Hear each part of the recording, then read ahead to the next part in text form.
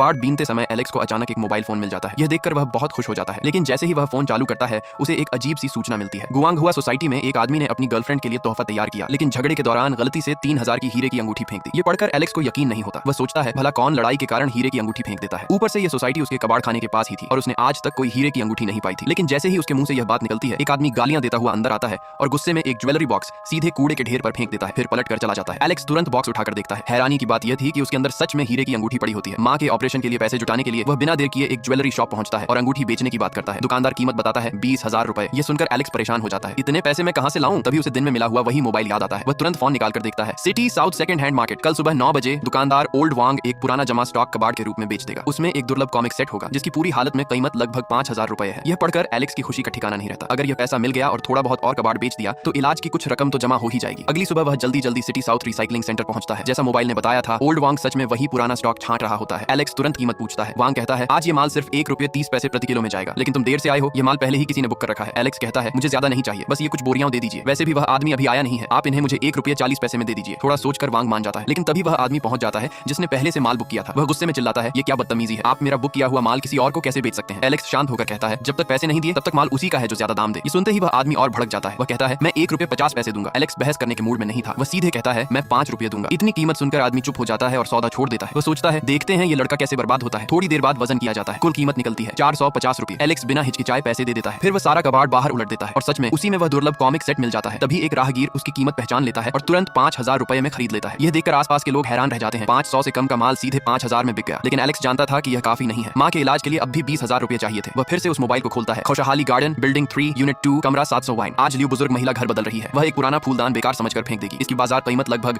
15 से 20 लाख रुपए है। ये पढ़कर एलेक्स सन्न रह जाता है। वह खुद को चुटकी काटकर देखता है। ये सपना नहीं था। अगर वह फूलदान मिल गया तो इलाज के सारे पैसे एक झटके में पूरे हो सकते थे। कुछ ही देर में एलेक्स उस सोसाइटी पहुंच जाता है। वहां सच में शिफ्टिंग चल रही थी। जैसे ही वह सीढ़ियों में दाखिल होता है उसकी नजर एक डिब्बे पर पड़ती है और उसमें सच में वही पुराना फूलदान रखा होता है।